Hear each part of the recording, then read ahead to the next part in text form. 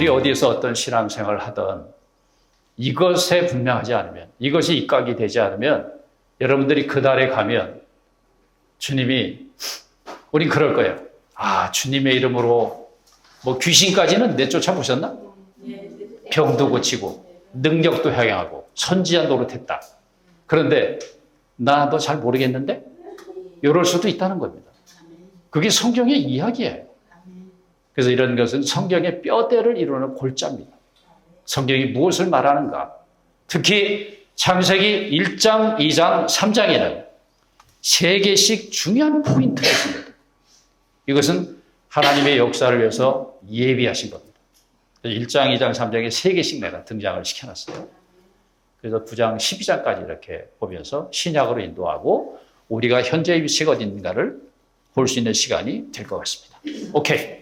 자, 그러면 여러분들이 아시는 내용들이고 성경에 있는 내용들이지만 우리 한번 여행을 해봅시다.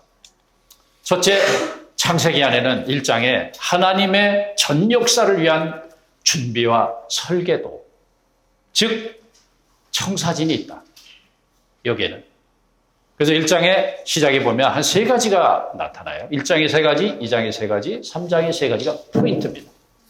그러면 1장에는 우리가 잘 알듯이 하늘과 땅, 천지를 창조했다.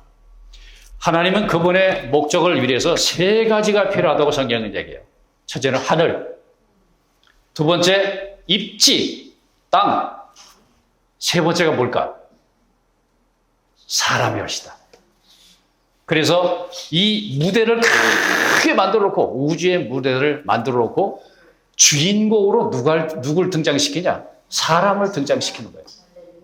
이래서 참으로 오랜 시간 전에, 이게 수억만 년이 되는지 뭐 시간이 얼마가 되는지, 그러나 우리가 지금 사용하고 있는, 인류가 사용하는 자원들을 볼 때, 땅 속에 감춰 있는 자원을 볼 때 정말 유구한 오랜 세월이 지났을 거다라고 하는 게 우리가 인정할 수 있는 겁니다. 그런 세월을 사람이 존재하기 위해서 땅 속에다가 묻어두셨네요. 이게 하나님이 묻어둔 건데 오늘날 자기 땅이라고 자기들이 그거 팔고 있잖아 지금. 이게 우리 아버지 건데 사실은. 그렇지 않은가요? 네, 좀 억울해도 참읍시다 우리가. 자, 그래서 이 창조했을 때 완전한 질서와 천사들이 노래했다고 그랬으니까, 예? 준승을 띄어서 정확하게 이렇게. 그런데 이상하게 성경을 보면 창세기 1장 1절 2절을 지나가면 땅이 혼돈하고 무질서하고 흑암이 깊음에 있더라. 이해가 안 되는 거예요. 그렇죠? 왜 그랬을까? 이 아름답게 창조된 질서 안에 유구한 시간을 통해서 여러분 사람의 존재를 위한 자원까지를 준비하셨습니다. 그런데 이것을 관리하고 주인공들이 나타나면 종대라고 만든 누가 있어? 천사들이 있었습니다. 관리자입니다. 하나님과 사람 사이에 부리는 종이었습니다. 인류가 타락을 하니까 사람들은 와, 우리가 천사처럼 됐으면 좋겠다는 거예요. 우리 종인데. 그렇게 만든 겁니다. 근데 워낙 잘 만들었어요. 워낙 잘 만들어서 하나님을 배역한 무리가 그 중에 나타났죠. 이 친구들이 대적이 되었습니다. 하나님의 백성이 가는 길을 방해하고 하나님의 역사에 손상을 주는 대상이 되었다는 말이죠. 자, 그래서 1장에는 보면 이런 내용이 있는 거죠. 대적으로 인한 땅에 심판이 있었다. 무질서와 혼돈과 어둠의 영역이 있었던 거죠. 그러나 하나님은 전능하신 분이 결코 포기하지 않지요.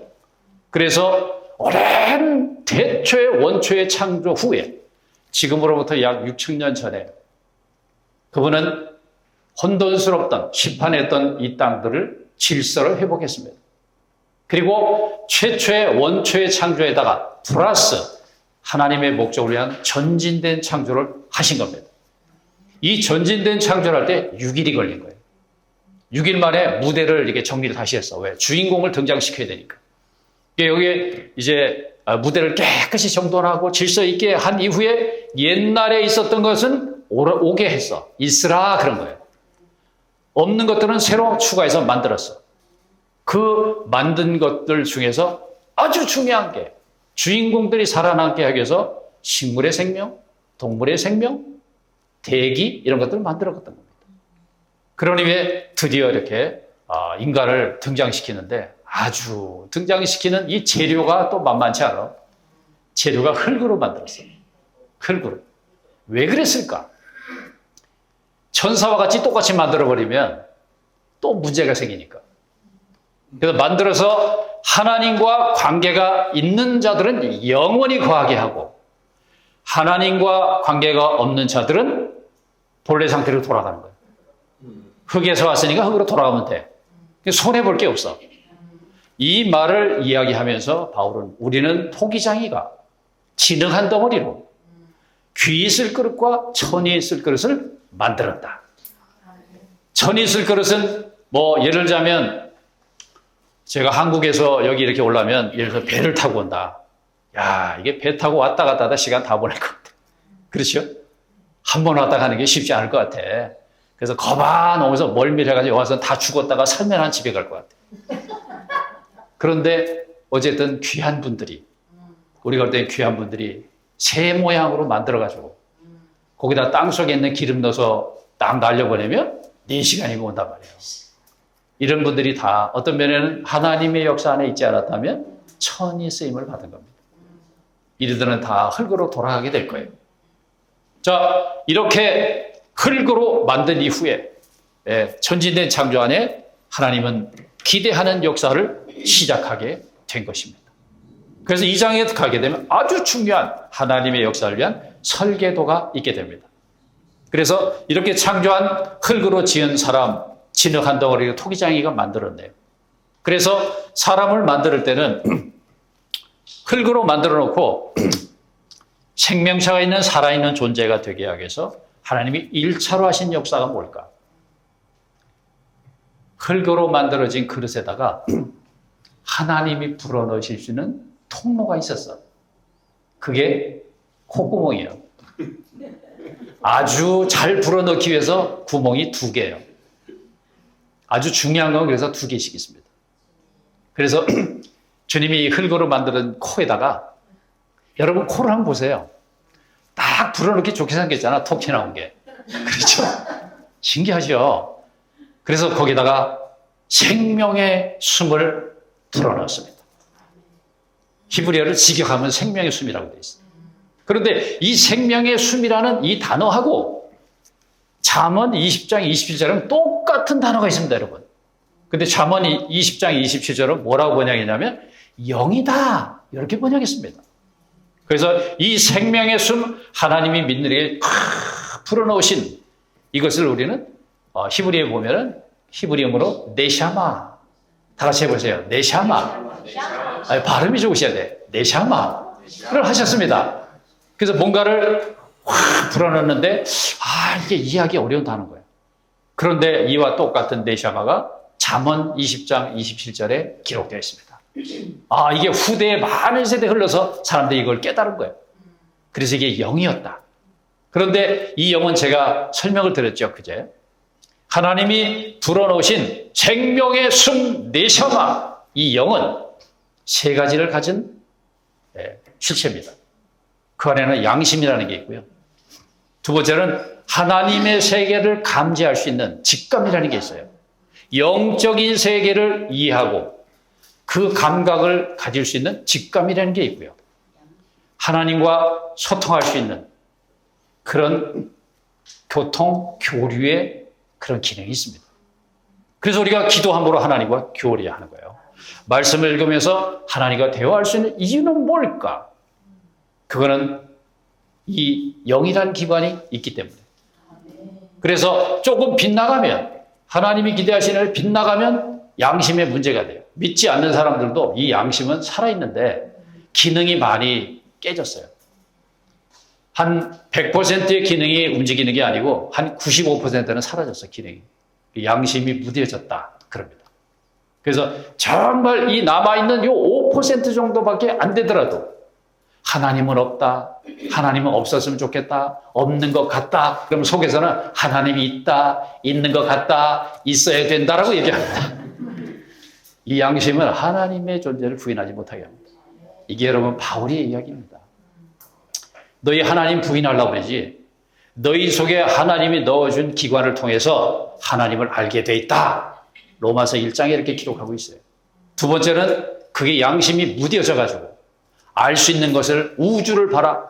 이 질서와 전능하신 하나님의 역사를 볼 때 너희는 절대 부인하지 못할 것이다. 이것이 바울이 복음을 전하는 방법이었습니다. 네.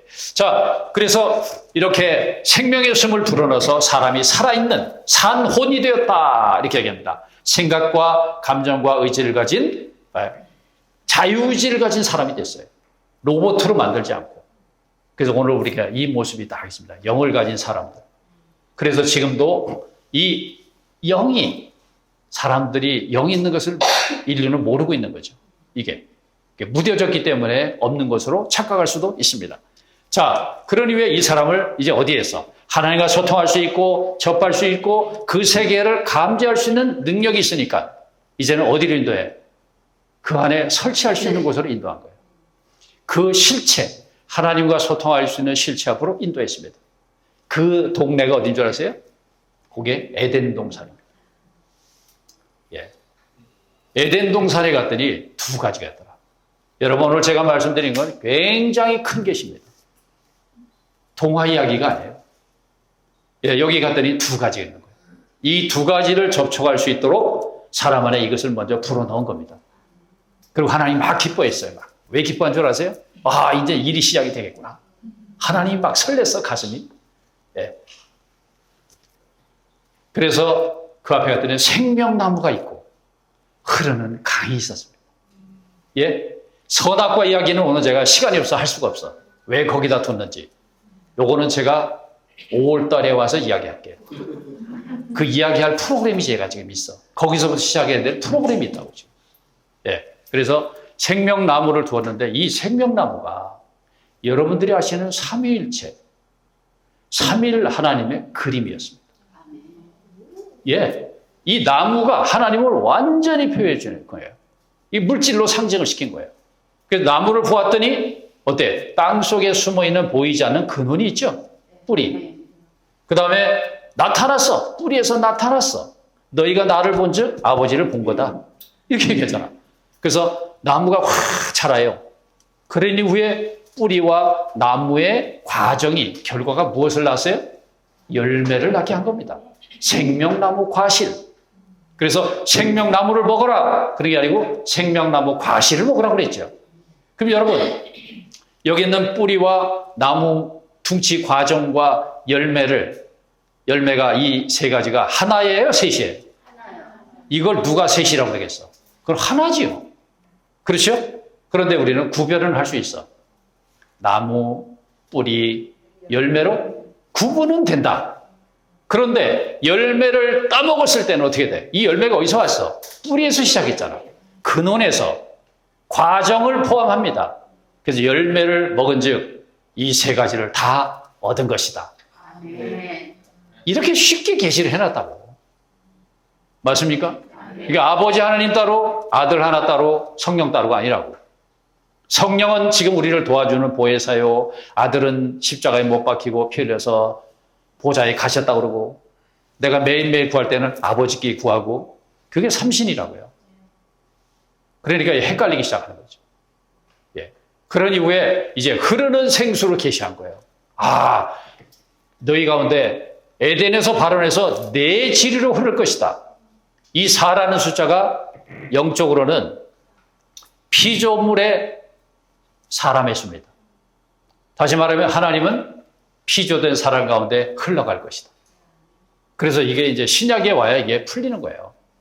주님이 이 땅에 오셔가지고 사마리아 땅에 야곱의 우물가에 목마른 여인 앞에 갔죠. 예.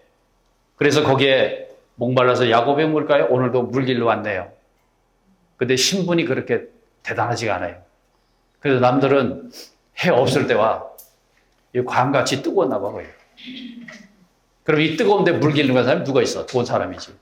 근데 그분이 낮에 왔습니다. 왜 그럴까요? 자꾸 사람들이 손가락질하니까. 예. 그래서 주님이 너 오늘 이 물을 먹어도 다시 목마르다. 그래서 오늘 또 온 거 아니냐? 근데 내가 주는 물을 먹으면 너 내일부터 여기 안 와도 되고 아주 속에서 막 솟아난다. 샘물이 솟아난다. 그래, 이 여인이 얼마나 좋아. 아이고, 그물 좀 나타나고. 이 물을 얻는 비결이 뭘까? 두 가지 문제가 해결이 돼. 그런데 주님이 그래, 내가 물을 줄게 이전에 두 가지를 확인합니다. 하나가 너 남편이 있냐? 제가 이번에 여러 번 얘기하죠. 남편, 이 남편이라는 게 뭐예요? 의지하고 사는 겁니다. 네가 뭐를 의지하고 살았냐? 그거를 의지하고 살았다면 오늘 이 물은 너와 관계가 없어. 그 다음에 두 번째가 경배의 문제입니다. 하나님을 경배하는 것은 의식, 전통, 규례 이렇게 섬기는 게 아니죠. 예루살렘도 말고 이곳도 말고 산에서도 말고 영과 실제로 경배하는 거다. 이 두 가지가 생수를 얻는 비결이었습니다. 그 다음에 7장에서 뭐라고 말해요? 명절이 끝나야 돼. 유대인들이 막 명절 얘기를 하고 있어요, 지금. 절기 지키는 거. 그런데 주님이 그거 다 얘기 끝난 다음에 명절 끝날. 서서 외쳐 말씀을 하셨습니다. 예? 누구든지 목마르거든 내게 와서 마시라. 오케이? 그에 비해서 생수의 강이 흘러날 거다. 여러분, 이야기가 이 이야기입니다. 이거 회복하고 싶었던 거예요. 그래서 창세기 2장에 있는 이 흐름은 비손강이라고 해서 값없이 흐르는 거예요. 돈 주고 사는 게 아니에요. 이게 값없이 흐르는데 거기에 뭐가 나타나? 하나님의 건축 재료가 나타나. 맞죠? 금, 진주, 호마노 이런 보석들이 나타나는데 이 보석들이 어디에 써먹는 거냐 봤더니 요한계시록에 갔더니 어떻게 새 예루살렘의 건축 재료예요. 그리고 바울은 교회를 건축할 때 너희 조심해야 된다. 나무와 풀과 지푸를 하지 말고 금과 은과 보석으로 할지니라. 그걸 어디서 찾아냈을까? 바울은 여기서 찾아낸 거예요. 이해하시겠죠? 그래서 우리가 그런 이야기, 왜 바울이 그렇게 한 이야기를 우리가 어떻게 이해할 수 있을까? 이 성경으로 돌아가지 않으면 이해를 못하는 이야기죠. 뭐 진짜 금덩이 갖다 드리는 건가? 그런 게 아니라는 거죠. 네. 이 영적인 의미가 있는 겁니다. 그래서 생명강과 여기에 인도했는데 생명나무는 거룩한 생명으로 인격체를 만들겠다는 것이고 생명강은 하나님의 건축 재료를 위해서입니다. 이렇게. 자, 그런 이후에 또 한 가지 2장에는 세 번째 중요한 게 있었습니다.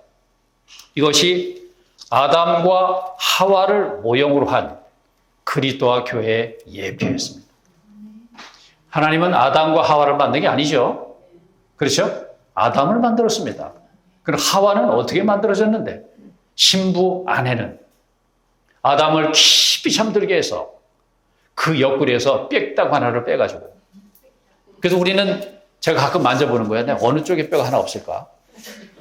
이 남자가 빠졌는데 뼈가 분명히 하나가 부족할 것 같아. 이 뼈를 빼내가지고 만든 게 뭐예요? 하와였습니다. 아내. 그래서 성경에서는 뼈를 생명을 상징한다고 되어 있습니다. 그래서 십자가에서 그 못 박힐 때 로마 처형 제도의 로마 처형 제도 안에서 모두가 다 거기에 정강이를 다 부러뜨려 버립니다. 네. 그런데 예수만 다리를 못 꺾었어요. 왜? 생명을 상징하기 때문에. 그게 예언했던 내용입니다. 참 놀랍죠? 이런 내용을 보면. 네, 그래서 그 뼈를 꺼내서 하와를 만들었다는 얘기는, 하와는 뭐냐? 아담이다. 이런 얘기 아닙니까?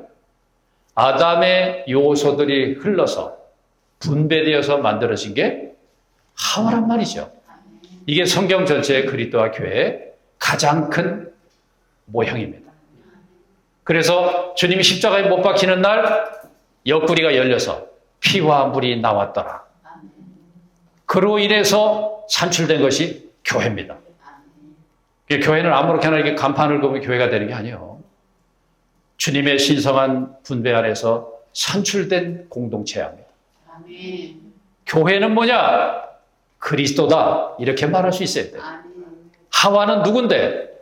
아담의 뼈 중에 뼈다.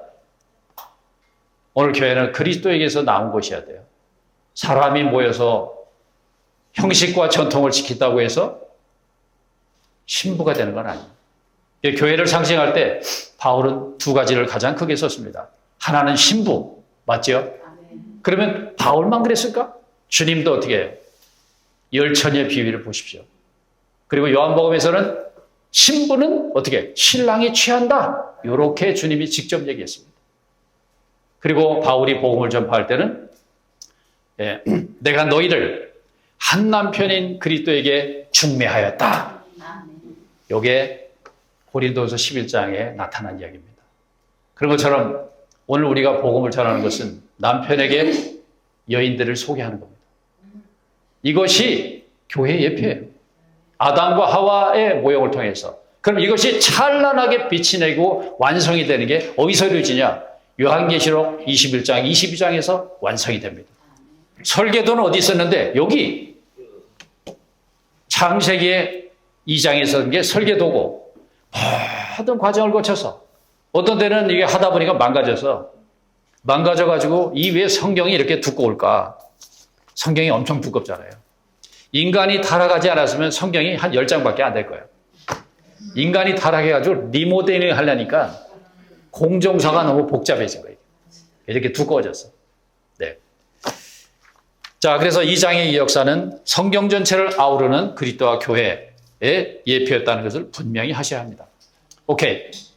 그러니 3장에서는 이제 세 가지가 또 있다 그러죠. 핵심이. 하나는 대적으로 인한 손상과 하나님의 구속의 원칙이었습니다.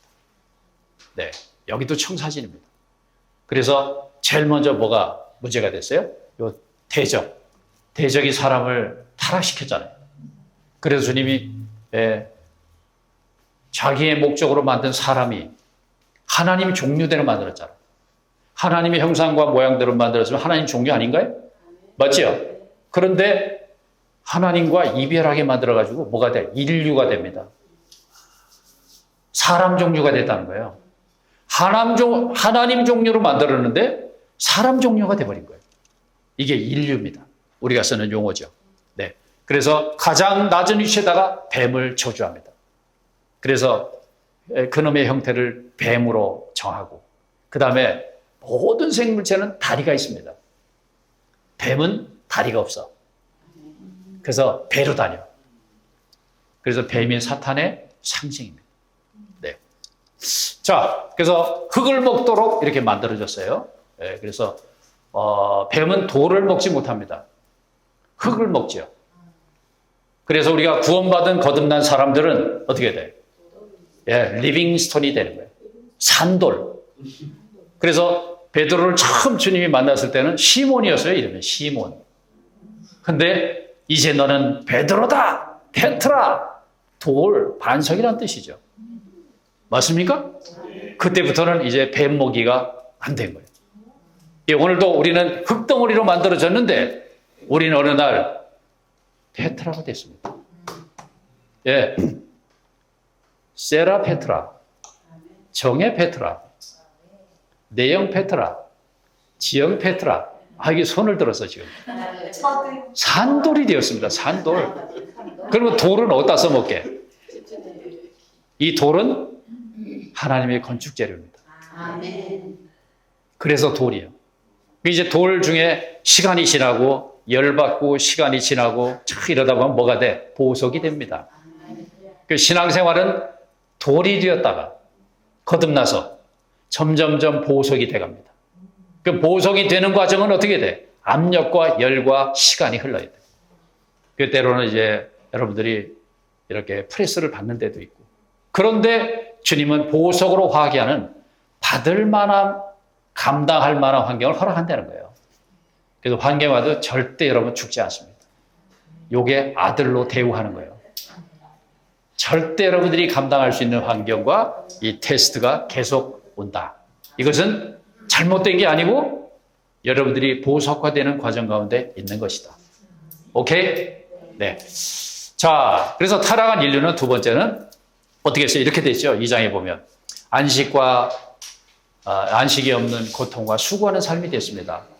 이때 인류가 돼버렸기 때문에요. 그래서 여성과 남성에게 하나님이 뭔가 시건장치를 줬습니다. 그게 뭐냐면 여자는 잉태하는 고통, 해산하는 수고. 그래서 이게 쉬운 게 아니에요.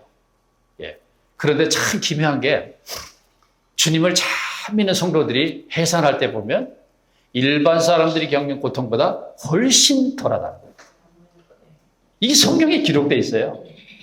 해산의 고통을 감해준다 그랬거든. 아, 이런 축복이 또 있네요. 그리고 이제 남자들은 어떻게 됐습니까? 남자들은 가서 차 얼굴에 땀을 흘려가면서 그래야 목구멍이 뭐가 된다. 예, 들어가는 게 있다.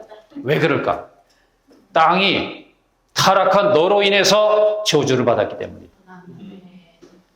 그래서 이렇게 다 망가졌다고 했는데 그제 제가 설명을 드렸잖아요.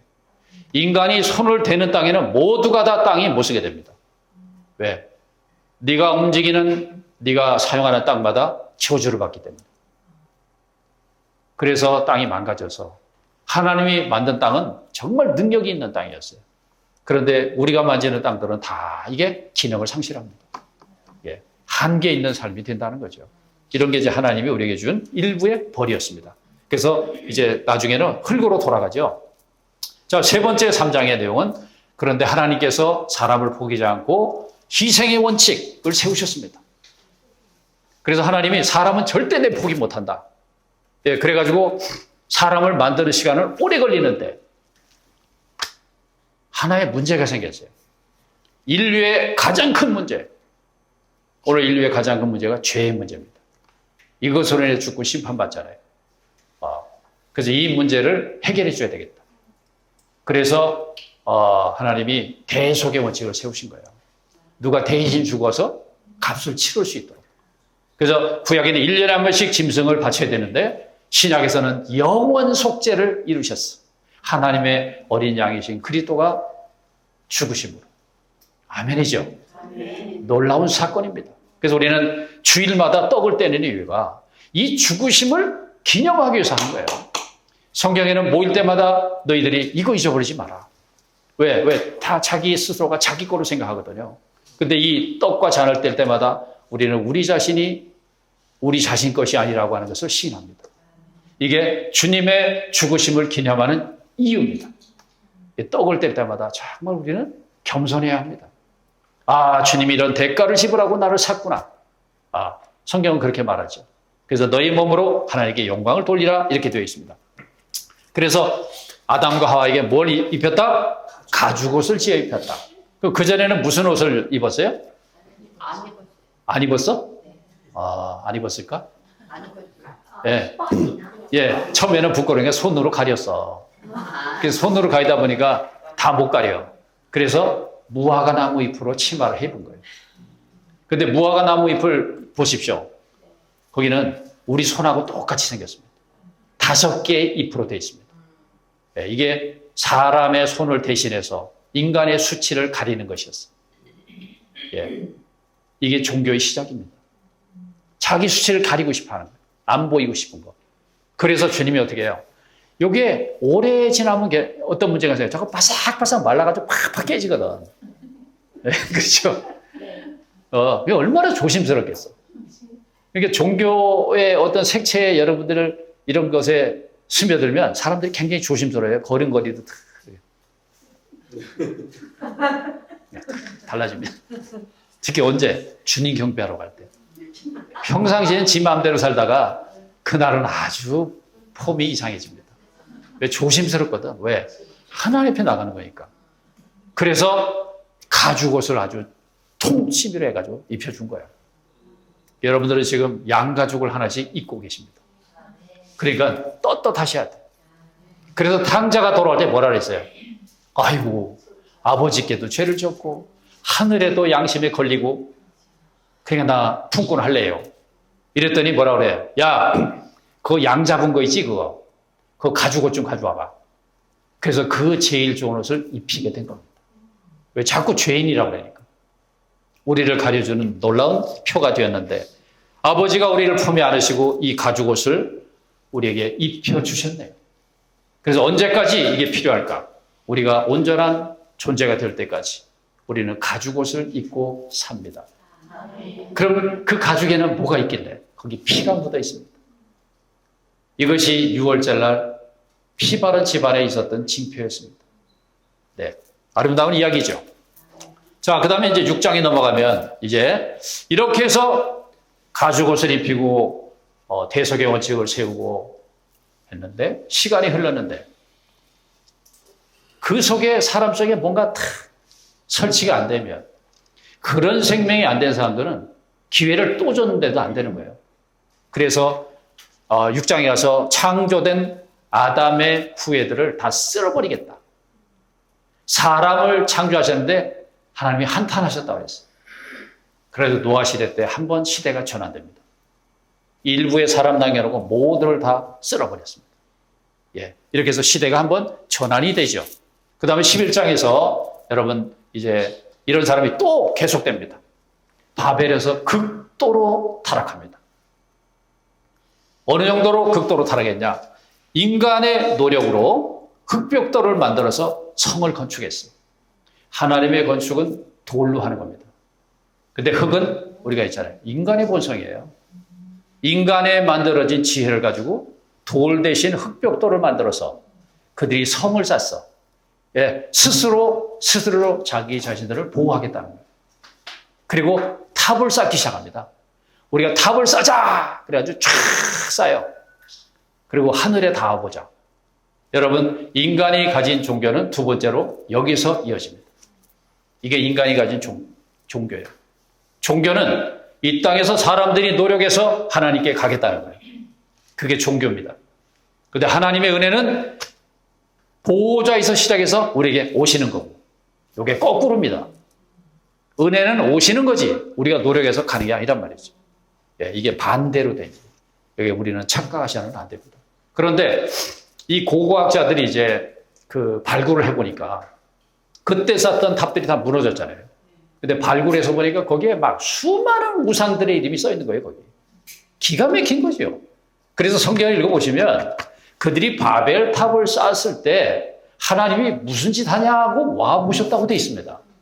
그러니 내버려 두겠습니까? 예. 그래서 아담에게 이어진 이런 계보들이 여기서 포기가 돼요. 예. 그러므로 어디 옵니까?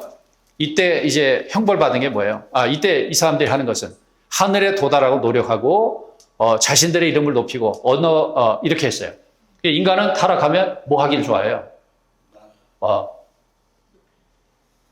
자신들의 이름을 내기 좋아합니다. 이름 내고 이름을 높이고 아주 이것을 굉장히 좋아합니다. 이것이 이제 바벨의 타락입니다. 다시 얘기하면 이 얘기는 무슨 얘기일까요? 이거는 자신의 이름을 높인다는 것은 여호와의 이름을 포기했다는 겁니다. 자신이 우상이 스스로 되는 거예요. 그 다음에 이렇게 해서 언어를 혼잡게 하고 온 땅으로 흩어졌습니다. 그래서 우리는 세종도양이 한글을 만들었고 헬라어가 뿌리를 둔 영어가 여러분들이 시민권을 가진 나라의 언어입니다. 참 이게 언어를 흩어놔가지고 사람들이 힘을 합치지 못하게 만들었어요. 이게. 근데 지금 이제 저는 요즘 이렇게 생각해 볼 때 새 예루살렘에 도달하면 언어를 무엇으로 쓸까 생각을 해봅니다. 지금 100몇 개국이 영어를 쓰잖아요. 새 예루살렘에 가면 영어를 쓰지 않을까 그런 생각을 합니다. 그래서 제가 영어권에 가서 좀 살아야 되지 않을까. 네, 저도 머리를 써보는 거예요. 네. 영어를 잘 하십시오. 왜냐하면 뭐 공용 언어로 쓴다면 이걸 쓰지 않을까. 왜냐하면 헬라어가 영어의 엄마입니다. 여러분 그 시대에 주님 오셨습니다. 네, 이런 언어는 난 관계가 있다고 보는 것이죠. 네, 그렇게 봅니다. 자, 그래서 아담으로 인한 세대를 포기하고 드디어 12장에 가면 갈대아우르 해서 아브라함을 불러내셨습니다. 그래서 하나님의 회복의 역사에 큰 전환을 이루게 되죠. 그래서 여기서 약속한 세 가지가 첫 번째가 땅을 얘기했어요. 이게 장차 좋은 땅 가나안이죠. 두 번째가 큰 민족을 이루게 하겠다. 이게 오늘까지 지속이 되는 이스라엘 왕국입니다. 세 번째가 씨가 있어. 이 씨는 우리와 직접적으로 관계가 있습니다. 이 씨가 없는 데서 있는 것 같이 부르신 누구예요? 이삭. 백세 얻은 이삭. 이것이 은혜이신 그리스도를 예표합니다. 오늘 이 그리스도가 오늘 우리의 씨였습니다. 네. 오케이. 자, 그러니 왜 좀 빨리 갑니다. 아브라함, 이삭, 이제 야곱의 하나님으로 그분이 불러주기를 원하셨어요. 나는 아브라함의 하나님, 이삭의 하나님, 야곱의 하나님이다. 자, 아브라함은 믿음과 관계가 되고요. 이삭은 은혜를 누린 자죠. 세 번째, 야곱은 아주 일생 동안 코피 터지게 고통을 겪었습니다. 이것은 우리 신앙생활 안에서 함께 있는 내용입니다. 우리도 믿음의 노정을 가지요. 그래서 신약 안에서 이 아브라함은 옛 언약과 새 언약 안에서 공통으로 쓰이는 이름입니다. 바울은 로마서를 쓸 때 한 장을 아브라함 이야기로 도배를 합니다. 거의 다. 이만큼 아브라함 우리하고도 직접적으로 관련이 있고 아브라함은 믿는 자 우리들의 조상이 되었다 이렇게 얘기해요. 이스라엘 사람들도 아브라함을 자기 조상이라고 할 거예요. 근데 오늘 믿는 우리에게도 아브라함은 조상이다. 그럼 아브라함의 역사는 하나님의 역사가 전환되어서 새 언약과 관계가 있습니다. 그래서 믿음과 이삭의 은혜와 통치적인 다루심, 이런 역사 안에서 결과가 뭘까? 아브라함, 이삭, 야곱 하나님의 결과는 여러분 요셉을 낳는 것이었습니다. 창세기 1장은 흙으로 만들어서 시작했는데 창세기 마지막 장에는 하나님이 기대하시는 사람이 나타났어. 이 사람이 애굽의 통치자, 왕권을 가진 하나님의 아름다운 신성한 생명의 미덕을 나타내는 베풀 줄 아는 그런 최고의 인격자가 나타났다. 이것이 하나님이 기대하는 하나님 사람의 본이었습니다. 그런데 역사는 이제 우리를 얻으셔야 되기 때문에 흘러갑니다. 그래서 요셉이 죽은 후에 이제 야곱의 후예들, 12아들들을 중심으로 하는 이 사람들이 어떻게 돼요? 요셉을 만나러 애굽에 갔잖아요. 그런데 거기서 이들이 하나님을 섬기지 못해서 이들이 그 땅에서 뭐가 돼? 포로가 됩니다. 애굽 땅 그곳에서 노예가 되는 삶을 살지요. 그래서 출애굽기는 이제 이 12아들들을 중심으로 하는 이스라엘 제국이 어디에 있어서 세상으로 상징되는 애굽 땅에 포로된 상태에서 시작을 합니다. 그래서 애굽 종살이 할 때 구원자 모세를 주님 안배해서 이들을 구출하게 되죠. 그래서 하나님께서 아브라함에게 약속했던 그 좋은 땅을 40년간의 여정을 거친 다음에 허락하는데 이유는 두 가지가 있는 거예요. 하나는 백성을 재조성해야 돼요. 왜? 이게 세상으로 찌들어가지고 존재와 관점과 모든 습관과 이런 것들이 애국 방식이에요. 세상 방식. 우리가 거듭난 믿는 이들이지만 여러분들은 세상의 방식과 전통으로 짜여져 있는 사람들입니다.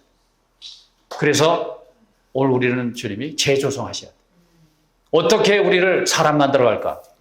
하나님은 학교처럼 가르치지 않고 먹이는 방식으로 합니다. 그래서 40년 동안 만나가 내리는 거예요. 매일매일 여러분이 양식을 취하지 않으면 여러분들은 변화가 되지 않습니다. 그래서 제가 어제 이렇게 강조를 했던 겁니다. 하나님은 먹는 방식으로 우리를 재조성하고 변화시키겠다. 잘 먹은 사람과 잘 먹지 않은 사람은 출애굽기 중간에 가면 딱 나타나요. 두 부류의 사람이 나타나죠. 그래서 이런 것들이 우리가 성숙하는 가장 중요한 거다. 그 결과가 뭘까요? 하나님의 영광이 충만한 성막으로 마치게 됩니다. 이게 이제 출애굽기의 하나의 그림이었죠. 오케이? 자, 그 다음에 이제 이들이 이것은 하나의 성막은 모형이었습니다. 모형으로. 그런데 하나님은 더 큰 솔로몬 시대에 가서 성전을 기대하는 거죠. 성전 건축. 이것이 하나님의 역사의 절정입니다. 그래서 이 여호수아를 통해서 좋은 땅으로 인도를 받게 되었습니다. 왜? 거기에 예루살렘의 성전을 건축하기 위한 것이었는데. 근데 그들이 다 땅을 분배받았습니다. 그래서 무슨 짓을 했는지는 제가 지난번에 상세히 얘기를 했어요. 이게 우리의 모습이다. 그래서 이들이 성전을 지은 게 아니고 어떻게 돼요? 어둡고 침통한 시대를 만나게 돼요. 그게 여러분 사사시대입니다. 백성이 다 망가졌어요. 하나님의 임재가 사라졌어. 그래서 근근득성이 사람 세워가지고 12명인가 3명의 사사들을 세워가지고 근근득성이 유지했는데 이들이 살아있을 때는 괜찮다가 죽으면 똑같아지고 또 일어나서 도와주면 조금 괜찮다가 죽으면 똑같아지고 그래서 이 사사시대에 얻은 교훈이 뭐냐? 백성들을 특별한 사람이 이끌어가는 건 한계가 있다는 거예요. 이건 안 돼. 백성들이 모두가 다 일어나야지. 그 사사시대를 여러분 이렇게 거치는데 약 300년간의 시간이 어두운 시대를 지속합니다. 예. 자, 그러니 왜 아브라함부터 약 1000년 후 사람을 창조한 이후에 아브라함이 나타날 때가 2000년이었어요. 그런데 아브라함으로부터 1000년이 또 지났어. 그럼 1000년을 상당한 시간을 낭비했다는 거죠. 그런 이후에 이제 큰 시대의 두 번째 전환이 옵니다. 그 전환이 사무엘이라고 하는 나시린이었던 사무엘을 얻어서 이스라엘은 드디어 왕국을 산출할 수 있는 시대가 오게 됩니다. 너무나 잘 아시죠? 그 왕국에는 41명의 왕이 있었습니다. 그런데 다윗과 솔로몬 왕을 빼면 39명. 그야말로 여러분들 열왕기상하, 역대기 이런 걸 읽어보면요. 세상의 왕들이 저게 왕이냐. 제대로 왕 노릇한 놈이 없습니다. 여러분 형편없었습니다. 그래서 이 왕국 시대 다윗이라고 하는 하나님의 마음에 합한 사람을 얻어서 왕국의 통치를 갖게 하고 전쟁을 통해서 하나님의 건축을 예비하네요. 하나님의 집을 짓는 것에 대한 갈망을 갖게 되죠. 그래서 그 아들이 성전을 건축하는데 이것이 하나님의 역사의 절정이라고 제가 말씀을 드렸습니다. 하나님의 역사의 종점, 결정, 완성은 성전이 건축되는 거예요. 넓게는 왕국이 산출되고 그 왕국 안에 성전을 건축하는 겁니다. 이거 이해 잘 하셔야 됩니다. 이 이상은 없어요. 그런데 41명의 왕들이 우상경배하고 합당한 통치 못해서 여러분 이들은 어떻게 돼? 이제 BC 천년경 점점 우리하고 가까워지죠. BC 천년경에 이 땅에는 드디어 인간 정부들이 세워지기 시작했습니다. 그전에는 다 이렇게 적어요. 부족국가예요. 그러니까 하나님 볼 때 나라로 보지 않습니다. 예. 우리도 그 시대에 가면은 뭐예요? 발해, 삼국시대, 이런 것들이 있는 것처럼 그걸 나라로 보지 않는 거예요. 다 작은 단체들이기 때문에. 근데, 이제 국가의 개념, 나라의 개념, 합당한 행정 있는 통치적인 나라로 보는 것은 이때 시작합니다. 예. 그래서 BC 이제 천년경부터 인간 정부가 등장하기 시작합니다. 예, 이렇게 등장해서 나타났는데 이 인간 정부가, 인간이 통치하는 정부가 어디에 손상을 주었을까? 하나님의 왕국인 이스라엘에 손상을 준 거지. 그리고 파괴시켰습니다. 그것이 이 인간 정부가 바벨론 제국으로부터 시작되었어요. 이 바벨론 제국은 페르시아에게 먹히죠. 이 페르시아는 누구한테 먹혀? 헬라 제국한테 먹힙니다. 알렉산더한테. 근데 이 헬라 제국은 누구한테 먹혀? 로마 제국에 먹힙니다. 이렇게 해서 세상 나라가 이어져 온 것입니다. 아마 요즘에 여러분들 흐름에 이 이야기가 있을 겁니다. 이게 그 얘기예요. 그래서 이렇게 흘러오는데 이 바벨론 제국의 느부갓네살 왕이라고 하는 이 사람이 예루살렘을 침공해가지고 손상시키고 또 이들이 포로가 됩니다. 포로가 되고 고통과 순환의 시기가 오죠. 그 이야기는 그래서 상당히 많은 책들이 이들이 귀환하는 이야기, 와서 성전을 재건하는 이야기가 상당 부분을 차지하고 있죠. 이것은 하나님의 역사를 위한 회복의 역사였습니다. 왕국과 하나님의 건축을 위한 회복의 역사가 귀환의 역사입니다. 그래서 예레미야 같은 경우에는 눈물의 선지자가 됐다고 그랬잖아요.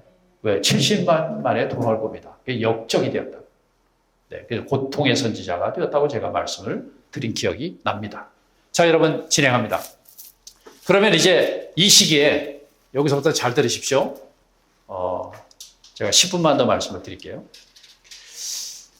그 시대에 많은 구약의 선지자들이 있었다. 이 선지자들은 주로 무슨 일을 했냐? 대표적으로 이 세 가지를 했습니다. 하나는 왕과 제사장을 서포트하는 기능이 있었어요. 돕는 자. 그 다음에 상당히 고난의 시기를 보내기 때문에 이스라엘을 위로하는 역할을 했습니다.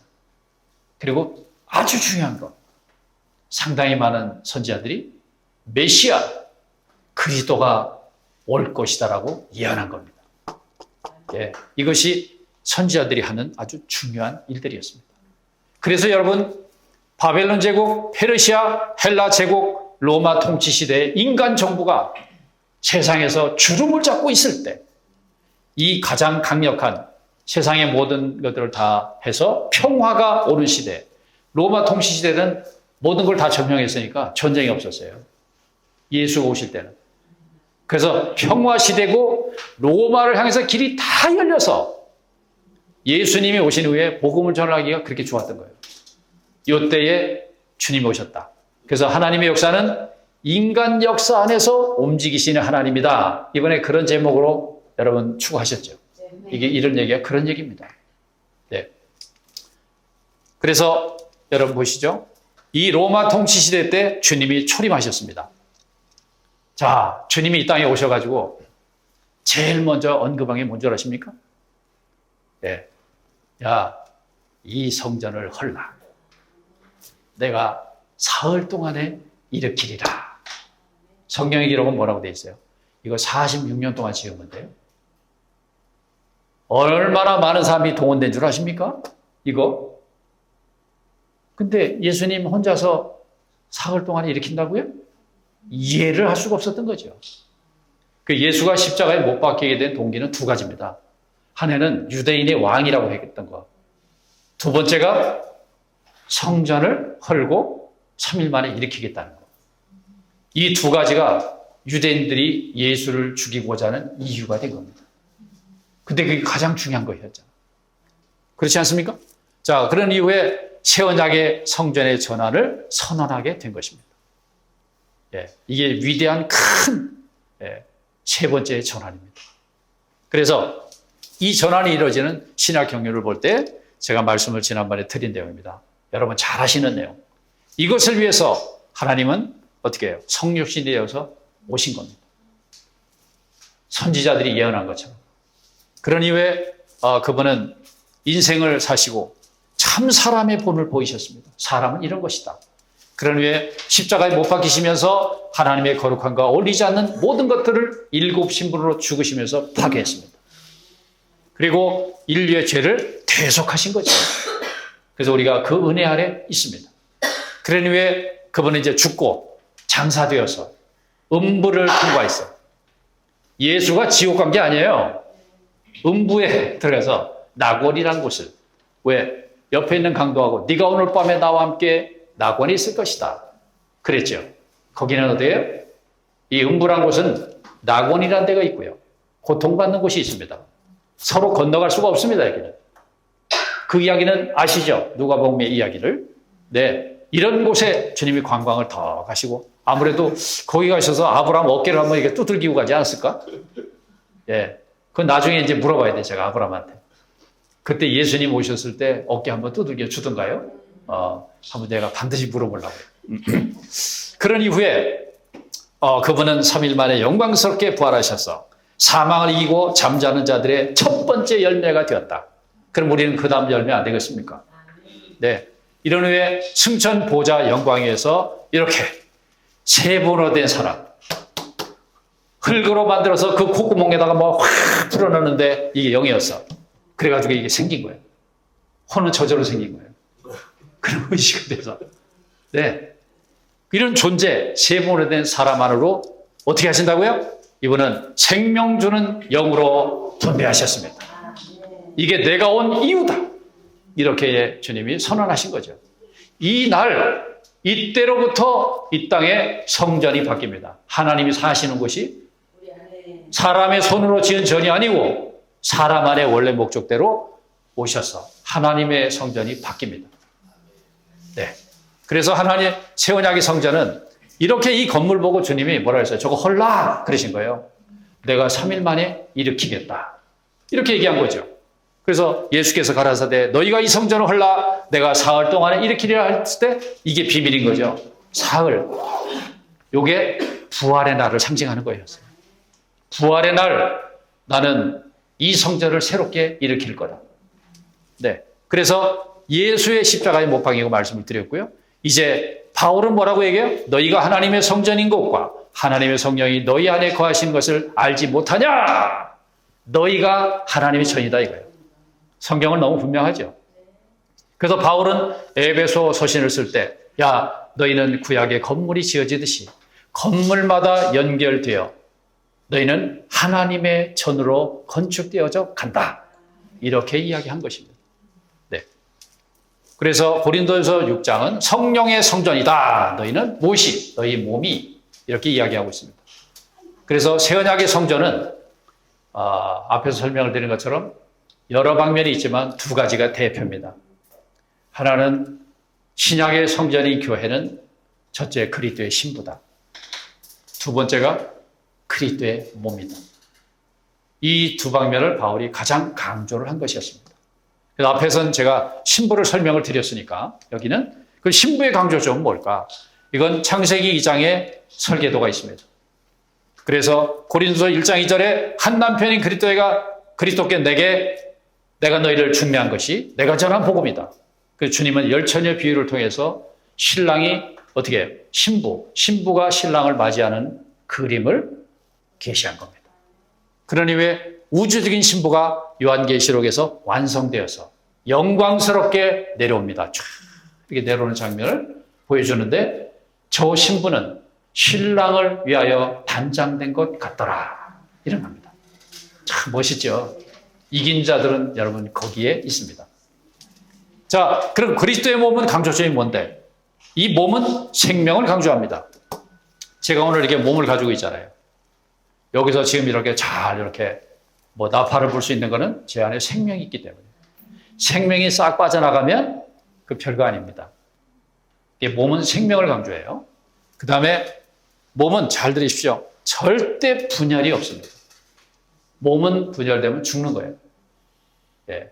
그래서 몸인 교회를 본 사람들은 갈라지는 것을 자기 목숨처럼 생각합니다. 절대 나뉠 수 없다.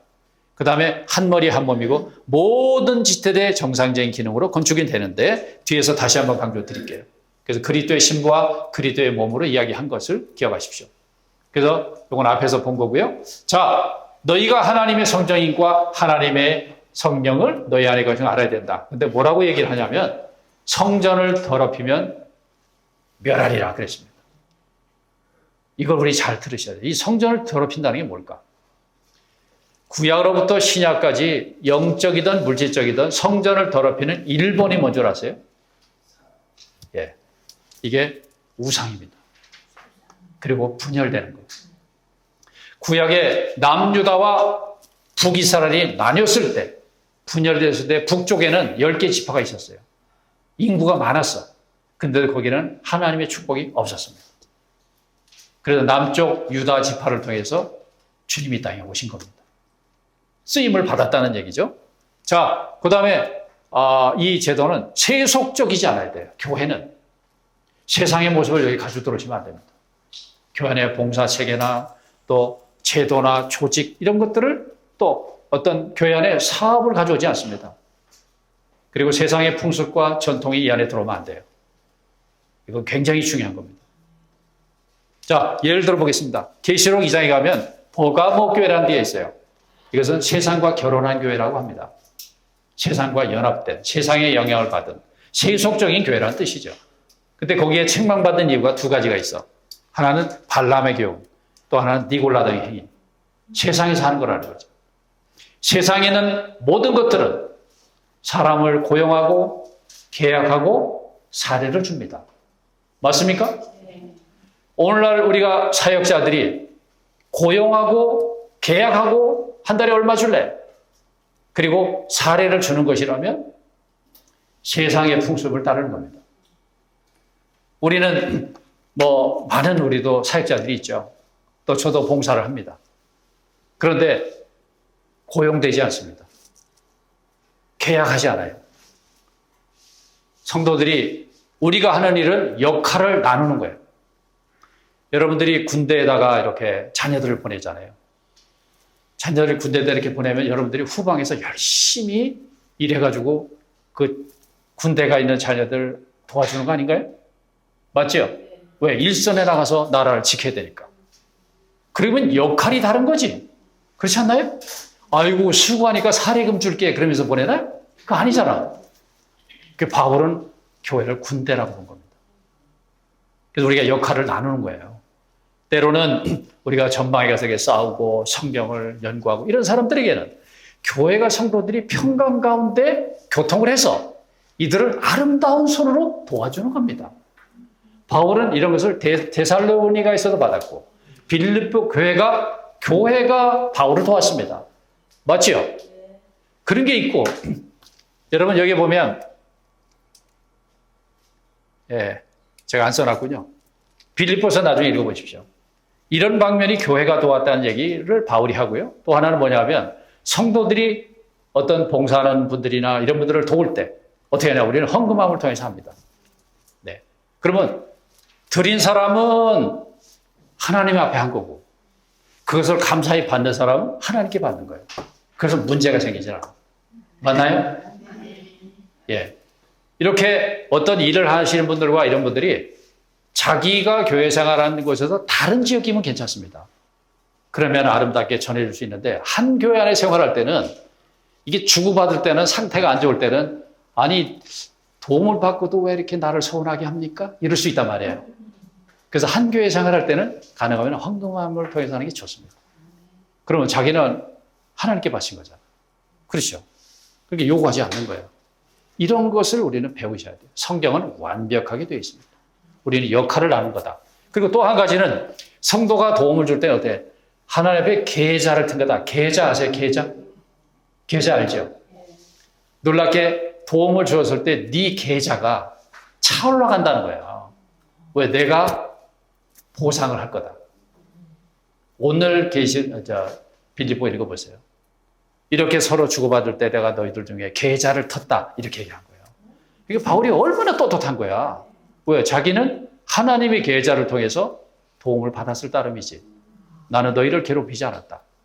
이것이 성경의 가르침입니다. 이런 건 세상의 방식이 아닙니다.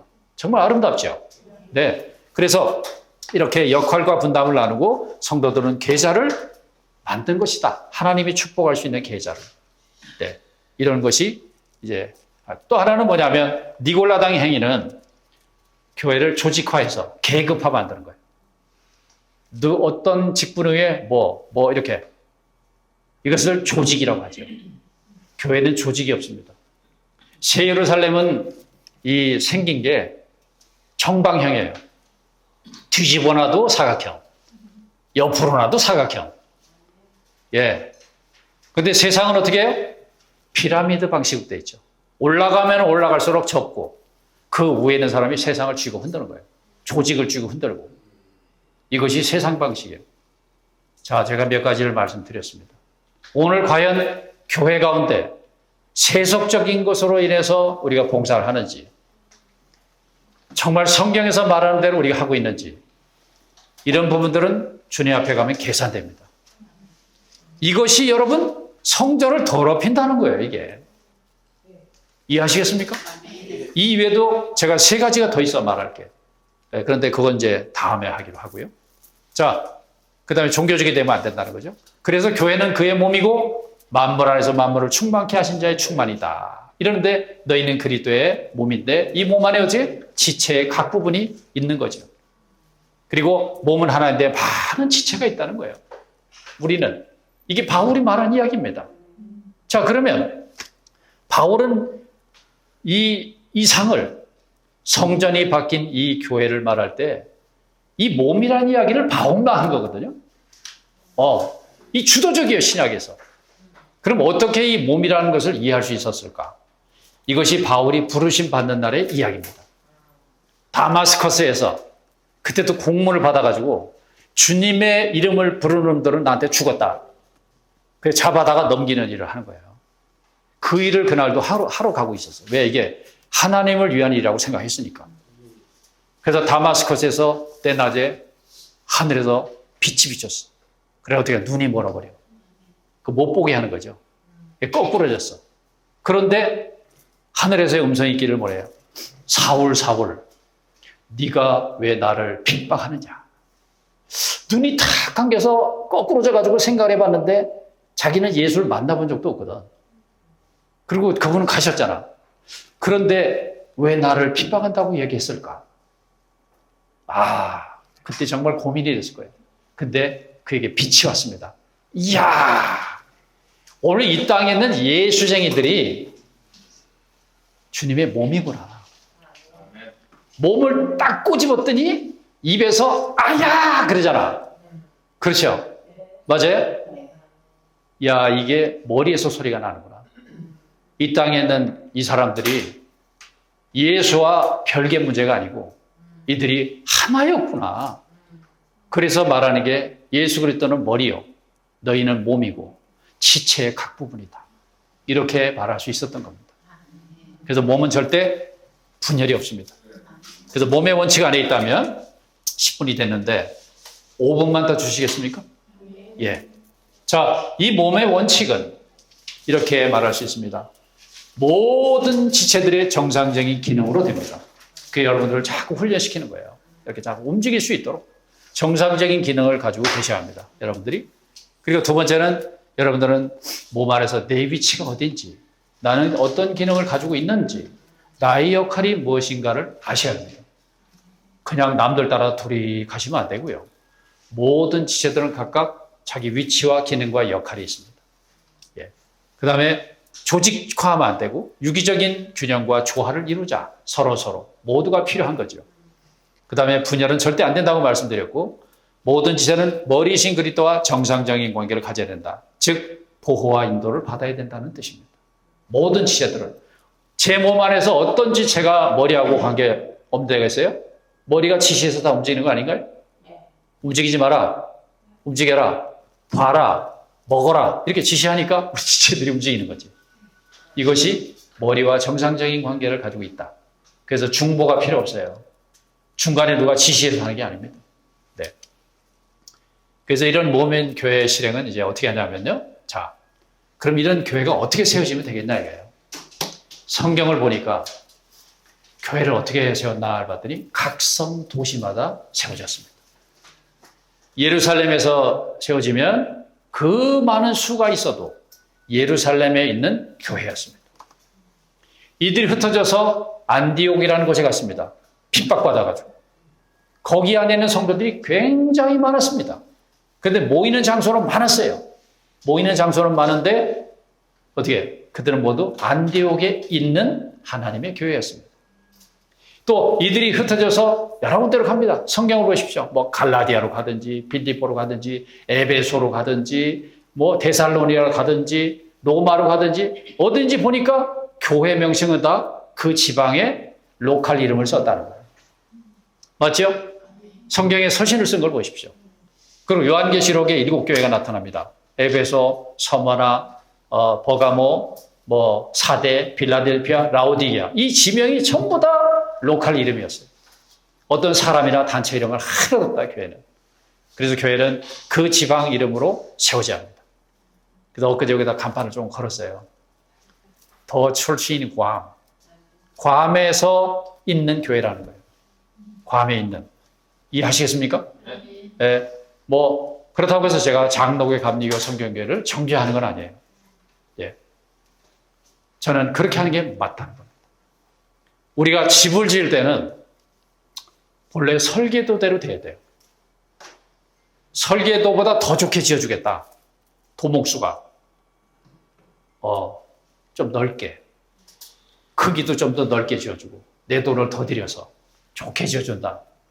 그럼 지가 좋게 하는 거지. 나중에 준공이 안 떨어져요. 사람이 살 수 없는 집이다. 그럼 헐고 다시 지어야 되는 거예요. 여러분 그래서 천년인인 걸 기억하셔야 됩니다. 다시 짓는 시기도 있다는 거예요.